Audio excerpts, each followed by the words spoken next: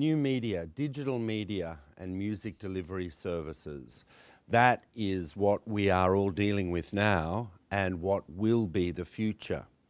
I think, for collective management organizations like MÜST, like CASH, like Compass, like APRA, in the analog world, we've had a lot of challenges in terms of licensing broadcasters, radio, television, as well as venues, concerts, live performances, the traditional areas of public performance licensing that were undertaken and have been undertaken by collective management organizations.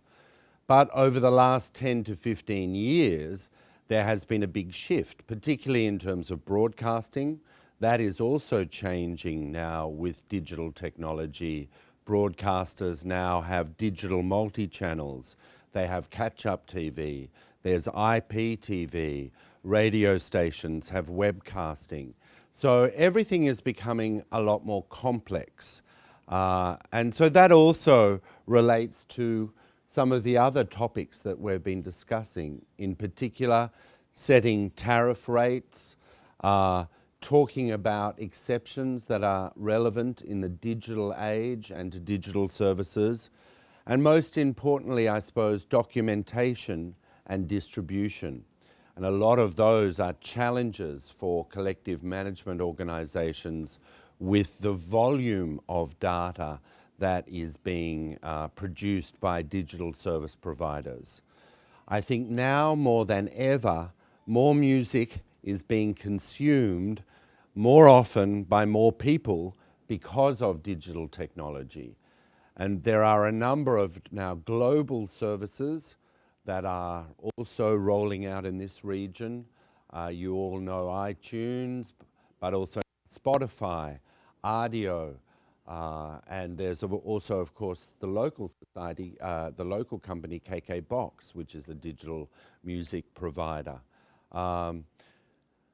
YouTube, in fact, is probably the largest deliverer of music entertainment to the public. And you're probably aware that there are a lot of debates about the value of music. And I think one of the important jobs of a collective management organization is to try and maintain the value of music in the new digital context. So you may have read on the internet that for, I think it was Spotify, or it might have been Pandora in the United States, where Lady Gaga had 2 million streams and got a check from Spotify for about $100. So the economics of digital delivery of music are quite different. And the strains also, I think Spencer mentioned, for example, in Australia, we have had iTunes for 12, 13 years, I think, and we've had Spotify for a while. Now, every month, the volume of data that we have to analyze and match is 500 million lines of data just from Spotify. So we have Spotify, we have Audio, we have YouTube, we have iTunes. So it is a different business now. It was so easy in the old days, just with radio and television. Now it is much more about data manipulation and ensuring that we can do that efficiently and accurately. So that's why documentation that we've just been talking about now is so important. And that's why in other regions, and in this region as well, we're looking at cooperating between all the societies to have shared back offices, shared front offices in terms of licensing, documentation, matching. For example, Spotify and a lot of the other digital services now use a reporting format of that huge volume of data, which is called DDEX, the Digital Data Exchange. And that is a consortium of some of the larger digital players like Apple, like Google, the record companies, music publishers, and collecting societies that have got together to to build a format for reporting that allows XML messaging so that we can deal with these huge volumes of data and then have to have databases that we can match against and ensure that we can identify the repertoire we control, the rights we control, and distribute that money. So I think that's going to be the challenge, and that's the challenge, I think, for the Asia-Pacific societies, to work with the publishers and to build new systems that where it's more efficient, work together with DIVA, with Miss Asia, and build systems that will allow us to invoice, claim, and distribute to our members and ensure that we get the best value for the cheapest administrative costs that we can. So I've got a very distinguished panel here this afternoon, and so I might just pass it on. Spencer, are you happy to start? And perhaps if you could talk about new media from the perspective of Hong Kong. And the floor is yours. I don't know if you've got a PowerPoint. Yeah. Thanks. Okay, thank you, Scott.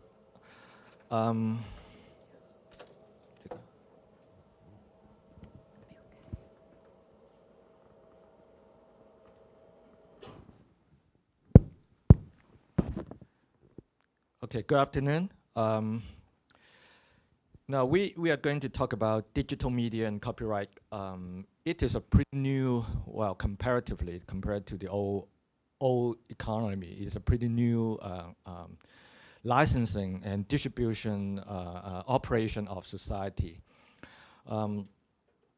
As I'm the first speaker, I'd like to just go over some concept and some philosophy behind digital licensing. Now, I'd like to show you some numbers first. If you look at the bar, okay, that's the revenue of cash new media income over the last 10 years. You can see from a few million to about 25 or 24 point some million in the last 10 years. The red line is the growth rate. So you can see most of the time we have an increasing rate of growth, except 1 year where the growth dropped from 50-some% to a few percent. But still it's a growth. Well, you can see there's a growth every year. And the blue line is the percentage of the income over the total collection. In 2004, our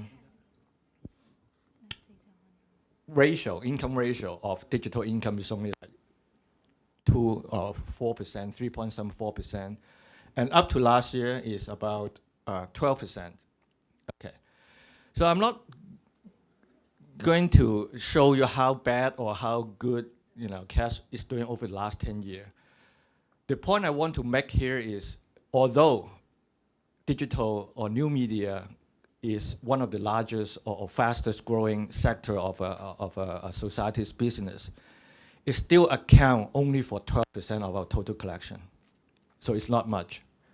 I'm sure that phenomenon is the same in all societies in the world. And CSAC, Benjamin not here. Yeah. CSAC just issued a report in 2014. It talks about the collection, global collection in 2012. Only 4% come from digital income. Only 4% of all the collection. And that's the number for 2012. If you give some leeway on that, you may say it's a 5 or 6%, last year.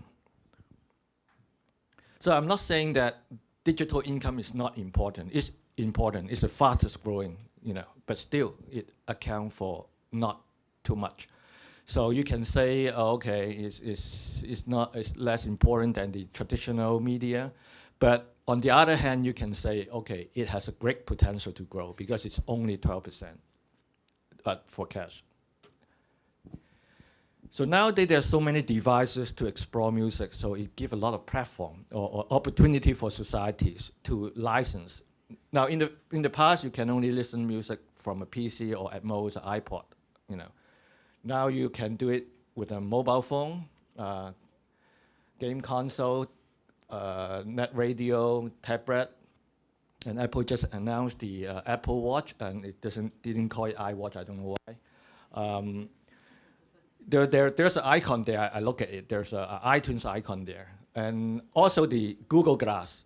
You can connect to the Google Play music stores, and you can listen music while you are jogging or whatever, or watching me talk. So there are so many devices now that can allow you to exploit music. So the market is becoming more complex, you can say. In the market now, there are many business models, and it's evolving. In the past, you only have ringtone, connecting tone, and at that time, probably the record company were still not in the picture because we were only using monotone to start with. But as it evolves, we have all the sound recording for ringtone, connecting tone. We have general entertainment portal. Yahoo is actually one of the earliest licensee that we license in Hong Kong. Now we have per track download, like iTunes. You can also, of course, download the whole album. We have free unlimited streaming, Spotify, like what Scott just mentioned. It gives you free music, so you can stream as much music as you want. Of course, they will make money using the advertising funded service. So they, instead of listening to the whole song, you sometimes got being interrupted with some advertisement in between. We also have subscription unlimited streaming. In Hong Kong, we pay only 49 Hong Kong dollar. Then we can subscribe for a Move service, and we can basically get all the new songs almost immediately. So it's a pretty popular service in Hong Kong. I'm not talking about KKBox because she will talk about it. Okay, and net radio, of course, there are traditional radio stations that extend into internet services, like some radio station in Hong Kong. We can now listen to all the radio through internet. Game music is actually one of the fastest growing. There are a lot of companies that offer games that has music in it, or actually it make use of a lot of pop music. For example, those drum game, they always update their songs. So when you play the drum, you are listening to the music you like. So these are one of those business model that is around the market.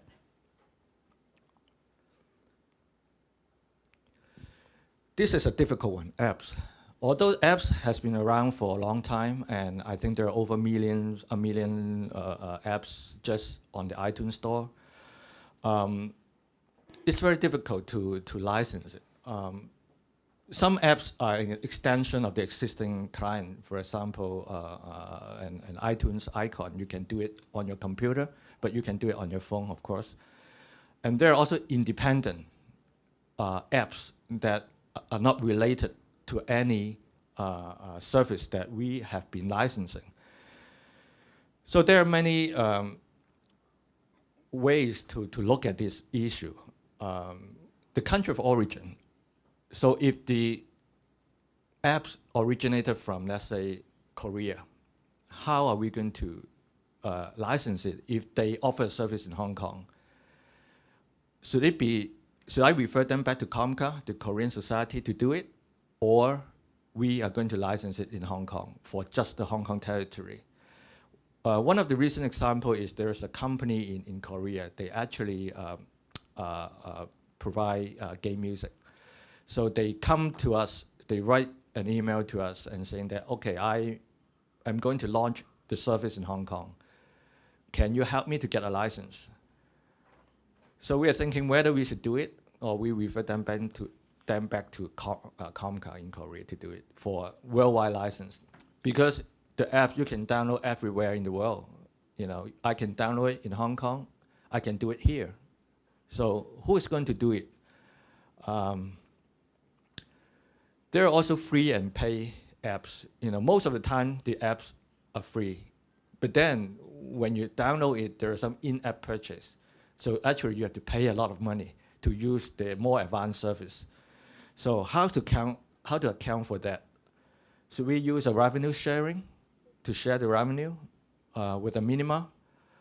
I think this remains to be the most uncertain model for societies to license, because the models I mentioned before, more or less, we do have some way of dealing with them. It's either like a percentage on revenue, or lump sum, or a percentage on revenue with a minima. So we know how to do it among all the societies in the world. But apps, I don't think there is any consensus to do it now. And this is very important, and this is the newest challenge that we will be facing over the next few years. Actually, the rights on the internet is very simple. Or I speak about it on the Hong Kong perspective, but I think it's the same concept everywhere. So basically, you can exploit music in two ways: streaming and download. 串流跟下載. So the right involved is just mechanical right and performing right. There's only two rights involved. So under a streaming service, you have to first upload your song onto the server and then stream to the public. So you involve a mechanical right, and then you involve a performing right. But I know some territory, they don't recognize, the mechanical, they don't recognize PR, like in US. There's no streaming, but not for streaming service, of course. For download service, it's only the difference is the mechanical element at the bottom. So because it has to be downloaded to your device. So there's another mechanical element under a download service. So as I think some of our experts has mentioned, like in the US, when you do a download, there's no performing element. So it could be different country by country, but these are just the basic rights and the way to exploit music.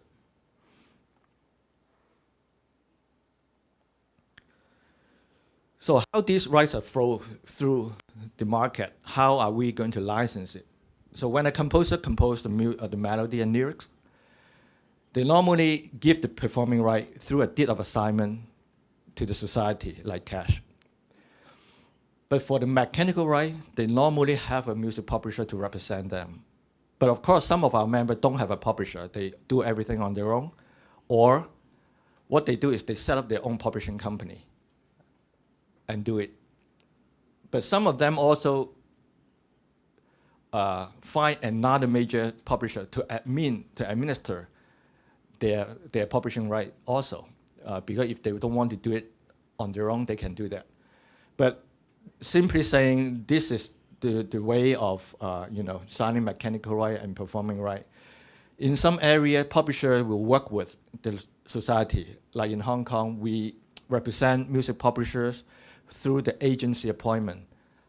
It's not a deed, it's just an agency. So we can do a one-stop license in Hong Kong. So right now for some local services, we can still use this model. And actually this is a model that is preferred by the copyright owner and also the users, because users only need to come to CASH. Then they can get a blanket license for all the work that they will be using on their service. So it's very convenient for a service.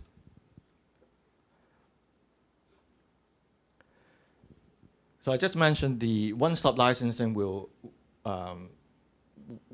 it's a joint license with publishers sometimes, but sometimes they will only assign us the right and we license on behalf of all the publisher without their signature. It depends. So it would be a complete coverage of all the publisher interests, no matter it's a local work or international work. And this one-stop license, the beauty is it covers both mechanical and performing right, which all the services basically need. It's both rights.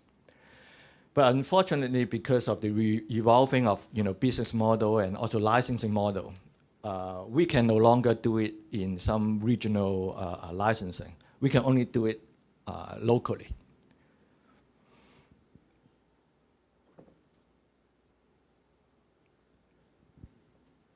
So in the digital age, I think different experts have mentioned already, because of the volume of data that is being used by the DSP, digital service providers, if we don't safeguard the members' right, the royalty that can be attributable to the copyright owner would be very minimal. So in our licensing, or in our cash licensing, we put in some control. For example, if it is a free unlimited streaming service, we have to put in a per stream minima. So it doesn't matter how many streams they have, we got a minimum guarantee on the service that they offer. And if it's a paid unlimited service, then we have to charge as per subscriber minima. So let's say if they have 100,000 subscribers, so we have to safeguard that income. So we will charge a minimum per subscriber. So when they have more subscribers, we have more income.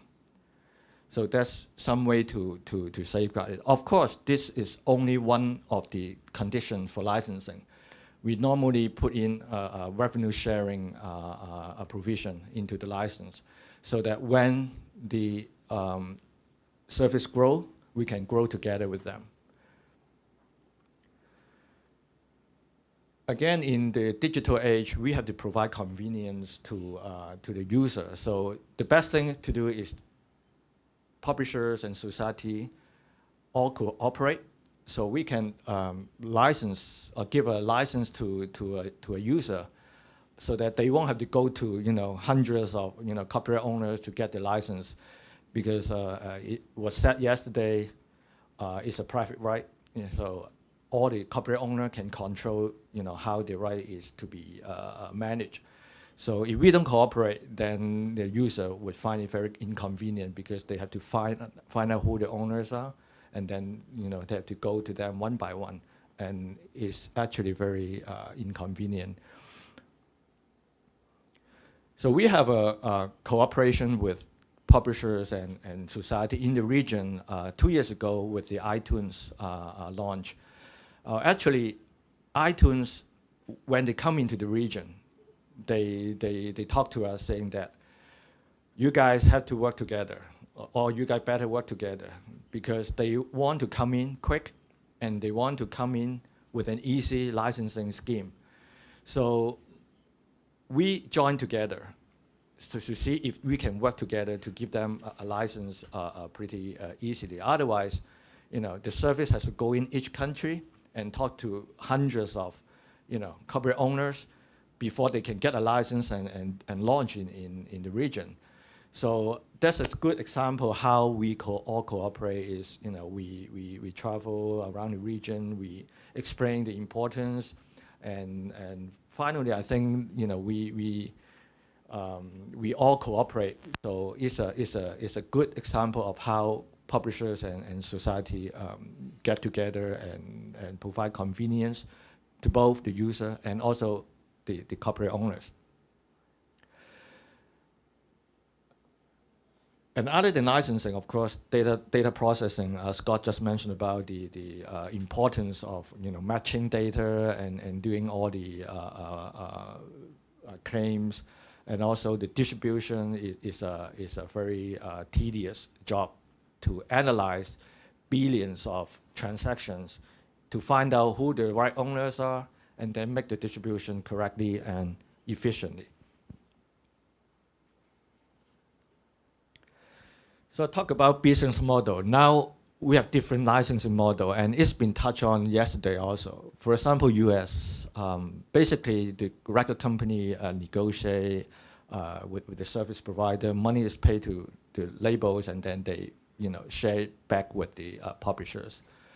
Europe, there's a European model. We call it a society would team up with one or more publisher would team up with a society to do a pan-European license.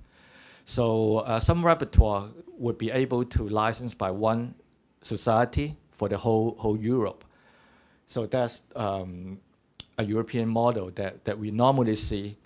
And also there's Asian model, such as iTunes model, but unfortunately it would no longer be able to carry out because the European model has been introduced into the region. So we will have to find a way to further cooperate to see how we can avoid all the counterclaims and all the tedious work that we will have to do. Of course, there are others like the Nordic, the Latin America, they all have a different models. So I'm not saying which model would be the best, but in any of these models, the key is to make the licensing and distribution easier for everybody. So recently, we introduced an Asian Digital Initiative. It's very complicated. I'm not going into the detail, but because of the changes of the situation in the region, we are proposing some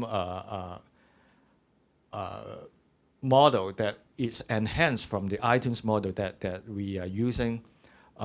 We try to speed up the distribution for publishers and societies, Anglo-American society especially, because they normally think most of their repertoire is theirs and they want faster distribution. But actually in Asia, it's not the case. In Asia, almost half or more than half of the repertoire, Asian repertoire. So under the cooperation, the local society would be handling their own local repertoire only, so they can leave it to CASH to take care of the international repertoire. And the most important is the society can keep the PR income stream, so it won't lose out on that.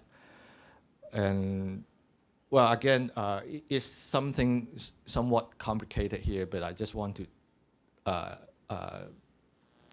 tell the audience that there are many different things going on under the digital era, and I hope